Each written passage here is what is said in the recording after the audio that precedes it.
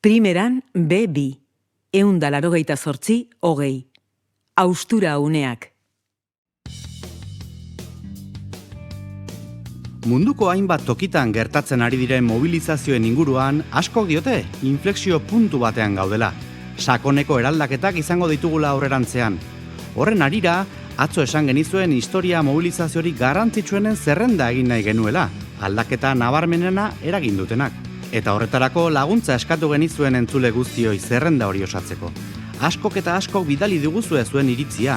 Askok eta askok gainera bat egin duzue modu batean ala bestean. Hori dela eta mobilizazio ezberdinak aipatu dituzten mezuak baino ez dizkizuegu jarriko. Ona. Nire ustez, sufragistek Ingalaterran eta Estatu Batuetan sustatutako ekimenek eragin zuten iraultza esanguratsuena. Emakumeek botoa emateko eskubidea izateko borroka feminismoaren aintzindaritzat hartzen da. Haie gabe, beraz, nekez uler genezake genero berdintasunaren aldeko mugimenduaren bilakaera. Oraindik ere, zoritxarrez, badago zer egin sistemaren berrantolaketa lortzeko. Uste dut, joera handia dugula gaur eguneko edozein gertaera historikotzat hartzeko. Inflexio puntu izendatzen ditugu. Baina horretarako, historia perspektiba handiagoa behar dugu.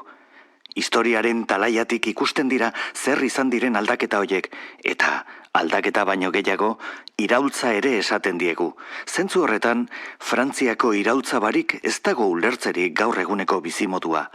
Hark ekarri zuen gizartearen berregituraketa. Ikuspegi pertsonaletik joko dut, baina uste dut Stonewalleko istiluek jarri zutela amarra, ezta? Ordutik aurrera, LGTBI kolektiboa ikusgai bilakatu zen Estatu Batuetan, eta hortik edatu zen munduko hainbat tokitara. Arrotasunaren eguna, ekainaren 28an ospatzen dugu, matxinadaren omenez. Zoritxarrez, oraindik badugu zertan eta non eragin. Niri beti eman dit atentzioa afroamerikarren eskubide zibilen aldeko mugimenduak. Rosa Parksek egin zuenak piztu zuen mobilizazio hori. Autobusean gizon zuri bati eserlekua utzi ez izanak. Harrezkero, Martin Luther King eta enparauek sustatutako ekimenak ezagunak dira. Badirudi azkenaldian, beraktibaktu egin direla afroamerikarren matxinadak, haien aurkako bortizkeria kasuen arira.